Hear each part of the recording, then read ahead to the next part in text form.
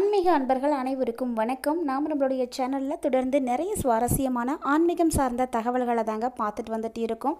அந்த வரிசையில் இன்றைக்கி நம்ம என்ன பார்க்க போகிறோம் அப்படின்னா, வரக்கூடிய மே மாதம் 26ஆம் தேதி திங்கட்கிழமைன்னு வந்திருக்கக்கூடிய அமாவாசை பார்த்திங்கன்னா சேஷ்ட அமாவாசைன்னு சொல்லுவாங்க. இந்த அமாவாசை துவங்கக்கூடிய நேரம் மே மாதம் 26ஆம் தேதி காலையில் 11:31 ஆரம்பமாகுது. மேலும் மே 27ஆம் தேதி காலை 9:09 வரைக்குமே இந்த திதியானது இருக்க போகுது. ஸோ சிவபெருமானுக்குரிய திங்கட்கிழமை இளையும் முருகப்பெருமானுக்குரிய கிருத்திகை நட்சத்திரத்தோடும் இந்த சேஷ்ட அமாவாசையானது வந்திருக்கிறது பார்த்திங்கன்னா ரொம்ப சிறப்பு வாய்ந்தது. அது மட்டும் இல்லாமல் இந்த நாளில் முன்னோர்கள் பூமிக்கு வருவதாகவும் சொல்லுவாங்க. அன்னைக்கு பார்த்திங்கன்னா வட்ட சாவித்திரி அப்படின்னு சொல்லக்கூடிய விரதம் இருக்கிறது ரொம்பவே நல்லது. மேலும் சனி ஜெயந்தியும் கொண்டாடப்பட இருக்குது. ஸோ இந்த நாளில் பிரம்ம முகூர்த்தத்தில் நீங்கள் எழுந்து புனித நதிகளில் நீராடி தியானம் செய்கிறது ரொம்பவே நல்லது. அது மட்டும் இல்லாமல் அமாவாசைகளில் தானம் கொடுக்கறது ரொம்ப நல்லது.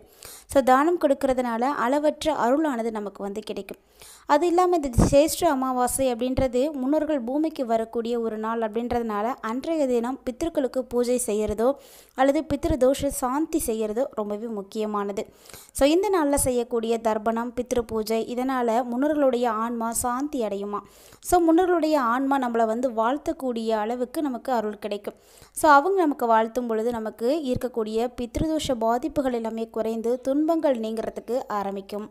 ஸோ சேஷ்ட அமாவாசையில் ரொம்பவே அற்புதமான ஒரு பலன்கள் எல்லாம் கிடைக்க இருக்குது. அதுவும் சேஷ்ட அமாவாசை அன்னைக்கு சந்திரன் ரிஷபராசியில் உச்சத்தில் இருப்பார். சூரியனும் புதனும் பார்த்திங்கன்னா கிரகங்களும் ரிஷபராசியில் தான் இருக்க போகிறாங்க.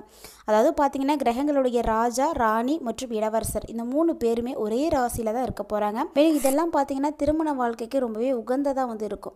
சூரியன் மற்றும் புதன் இதெல்லாம் இணையறதுனால பொது ஆதித்ய யோகமும் ஏற்படும். சந்திரனை தவிர சுக்கிரனும் மீனத்திலேயே உச்சத்தில் இருப்பார். ஸோ குரு சந்திரனை இருந்து 2ஆம் வீட்டில் இருக்கிறதுனால சொன்பா யோகமும் இருக்குது. அதே போல் சனி ஜெயந்தி சனி கிரகம் 30 ஆண்டுகளுக்கு பிறகு குருவினுடைய ராசியான மீனத்தில் இருக்க போகுது. இது எல்லாமே பார்த்திங்கன்னா ஒரு சிறப்பான அம்சமாகவே இருக்க போகுது. இது எல்லாமே வரக்கூடிய மே 26ஆம் தேதி அன்றைக்கி தாங்க இருக்குது.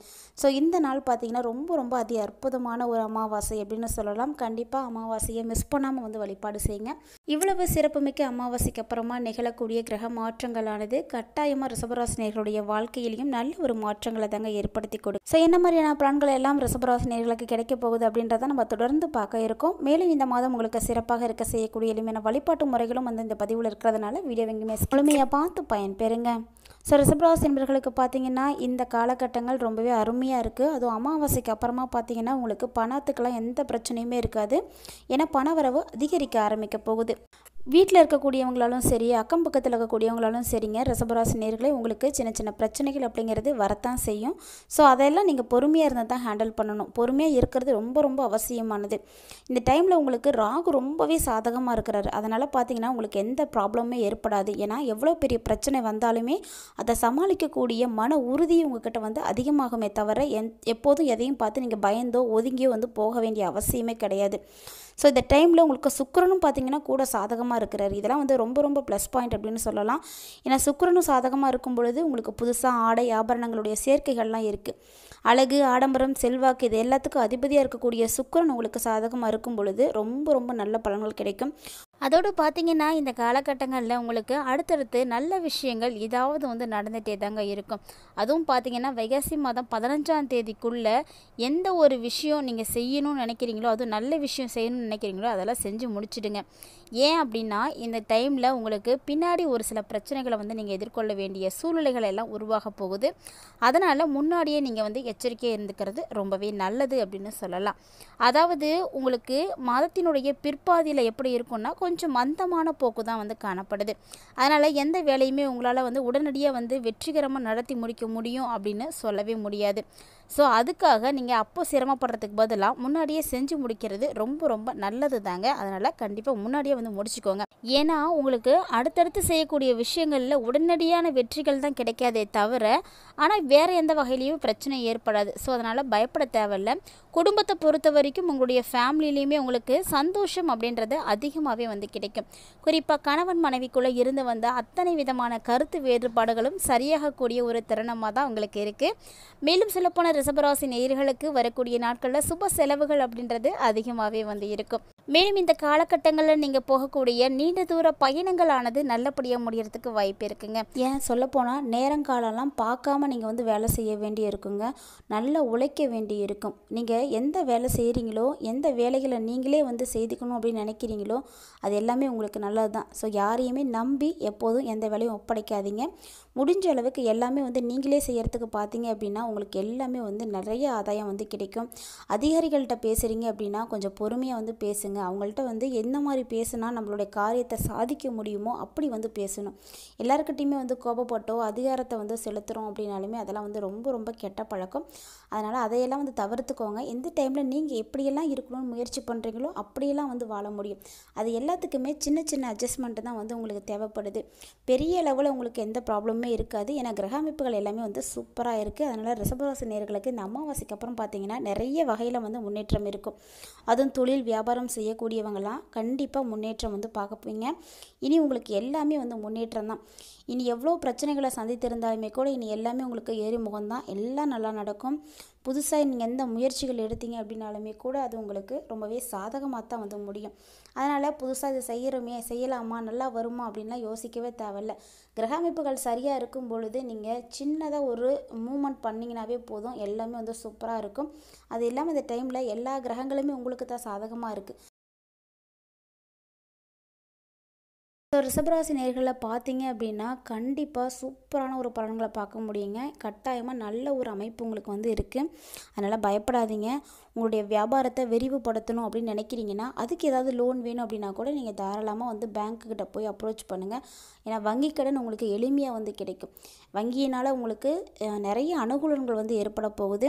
ஸோ நீங்கள் என்ன ஒரு வேணும் அப்படின்னு நினைக்கிறீங்களோ அதெல்லாம் போய் அந்த கடன் உதவிகளை வந்து அரசாங்கத்திடமிருந்து நீங்கள் வாங்க முடியும். அதெல்லாம் வந்து உங்களுக்கு ரொம்பவே நல்லது தான். ஏன்னா இன்ட்ரெஸ்ட் வந்து கொஞ்சம் கம்மியாக கிடைக்கும். நீங்களும் வந்து ப்ரெஷர் இல்லாமல் இருக்க முடியும். நினச்ச நேரத்துக்கு தேவையான அளவுக்கு பணம் கிடைக்கும் பொழுது எல்லா ப்ராப்ளத்தையும் வந்து உங்களால் சால்வ் பண்ணிக்கவும் முடியும். அதே போல் நீங்கள் எதிர்பார்த்த அரசாங்க சலுகைகளும் உங்களுக்கு வந்து இப்போ கிடைக்கும். நிறைய விஷயங்கள் அரசாங்கத்தின் மூலமாக ஆதாயங்கள் வந்து உங்களுக்கு ஏற்பட இருக்குது. அதனால் இந்த காலகட்டங்களில் கண்டிப்பாக ரிஷபராசி நேயர்கள் மிஸ் பண்ணாமல் வந்து யூஸ் பண்ணுங்கள். ஒருவேளை குடும்பத்தை நிர்வகிக்கக்கூடிய பெண்களை பொறுத்த வரைக்கும் ரொம்ப ரொம்ப சிறப்பான ஒரு பலன்கள் காத்துட்ருக்குங்க. ஏன்னா குடும்பம் அப்படிங்கும் பொழுது அன்பு இருக்கணும், ஆதரவு கிடைக்கணும். இது ரெண்டுமே குடும்ப உறுப்பினர்கள்ட்ட இருந்து உங்களுக்கு கிடைச்சிது அப்படின்னா வேறு என்ன வேணும், ரொம்ப ரொம்ப சிறப்பாக இருக்கலாம். ஸோ எல்லா வகையிலுமே பெண்களுக்கு ரொம்பவே யூஸ்ஃபுல்லான ஒரு டைமிங்காக தான் இருக்குது. அதே போல் அக்கம் பக்கத்தில் இருக்கக்கூடியவங்க கிட்ட சின்ன சின்ன பிரச்சனைகள் அப்படிங்கிறது ஏற்படத்தாங்க செய்யும். ஏன்னா சண்டை சச்சரவுகள் அப்படிங்கிறது இல்லாத இடம் கிடையவே கிடையாது. அதனால் என்ன பண்ணணும் அப்படின்னா முடிஞ்ச அளவுக்கு நீங்கள் அக்கம் பக்கத்தில் இருக்கக்கூடியவங்களுடைய ஆதரவை வந்து பெற்றுக்கோங்க, அனுசரணையாக வந்து நடந்துக்கோங்க. இது எல்லாமே உங்களுக்கு ரொம்பவே நல்லது. ஒருவேளை வேலைக்கு போகக்கூடிய பெண்களாக இருக்கீங்க, நான் அலுவலகம் போயிடுவேன், ஆஃபீஸ் போயிட்டு வருவேன், எனக்கு என்ன ஒரு பெனிஃபிட் கிடைக்கும் அப்படின்னா கண்டிப்பாக உங்களுக்கு ஒரு நல்ல பெனிஃபிட் தாங்க இந்த டைமில் வந்து கிடைக்க இருக்குது. ஏன்னா இந்த டைமில் எல்லா விஷயங்களிலுமே வந்து உங்களுக்கு சிறப்பான பலன்கள் கிடைக்கணும் அப்படின்னா கட்டாயமாக நீங்கள் பொறுமையாக இருக்கணும். பொறுமையாக இருந்து நீங்கள் என்ன ஒரு விஷயத்தை செஞ்சீங்க அப்படின்னாலுமே உங்களுக்கு நல்லது தான் நடக்க போகுது. ஸோ அதனால் எந்த ஒரு கவலையுமே வந்து தேவையில்லாதது. ஒருவேளை பார்த்தீங்கன்னா ரிஷபராசி நேயர்களுக்கு எல்லா கிரக அமைப்புகளும் சரியாக இருக்குது. ஏன்னா வருடாந்த கிரகங்கள்னு சொல்லக்கூடிய கிரகங்கள் எல்லாமே இந்த வருடத்திலே வந்து பயிற்சியாகி இருக்கிறது உங்களுக்கு மற்றும் ஒரு ப்ளஸ் பாயிண்ட் அப்படின்னு சொல்லலாம். ஸோ மேலும் பார்த்தீங்கன்னா சனி, குரு, ராகு, கேது இது மாதிரி எல்லா கிரகங்களுமே உங்களுக்கு அற்புதமாக இருக்குது. கூடவே பார்த்தீங்கன்னா அமாவாசைக்கு அப்புறமா மாதாந்திர கிரகங்களுமே உங்களுக்கு வந்து நல்ல கை கொடுக்க போகிறாங்க. அதனால் எல்லாமே உங்களுக்கு சிறப்பாக தான் இருக்க போகுது. இனி எல்லா விஷயங்களுமே உங்களுக்கு நல்லபடியாக நடக்கிறதுக்கு நீங்கள் செய்யக்கூடிய எளிமையான பரிகாரம் என்ன அப்படின்றதையும் நம்ம பார்த்துடலாம். போக ஆன்மீக ரீதியாக நம்ம செய்யக்கூடிய பரிகாரங்கள் அப்படின்றது பார்த்திங்கன்னா கண்டிப்பாக நம்பிக்கையோடு வந்து செய்யணும். ஏன்னா ஆன்மீகத்தை பொறுத்த வரைக்கும் எல்லாருக்கிட்டையும் தேவையான ஒன்று அப்படின்னா அது நம்பிக்கை மட்டும்தாங்க. கடவுளை யாருமே வந்து நேராக வந்து பார்க்கக்கூடிய அளவுக்கு சக்தி யாருக்கும் கிடையாது. ஸோ அது ஆன்மீகத்தில் நம்பிக்கையோடு இருக்கக்கூடியவங்க ஒரு உணர்வின் மூலமாக உணரக்கூடிய ஒரு விஷயம் அப்படின்னு தான் நம்ம வந்து ஏற்றுக்கணும். ஸோ அதன்படி தான் நம்ம செய்யக்கூடிய பரிகாரங்களும். எல்லா பரிகாரங்களும் வந்து செஞ்சுட்டா நல்லது நடந்துடுமா அப்படின்ற ஒரு கேள்விகளும் கூட ஒரு சிலருக்கு நடக்கும். ஸோ நம்ம நம்பிக்கையோடு செய்யும் பொழுது அதில் நமக்கு 90% மேலே நமக்கு நல்லது தான் வந்து நடக்க போகுது. தொடர்ந்து உங்களுக்கு பணவரவு கிடைப்பதற்கும் பண தேவைகளில் வந்து நல்லபடியாக இருக்கிறதுக்கும் மகாலட்சுமி தாயாரை வழிபாடுகள் செய்யுங்க.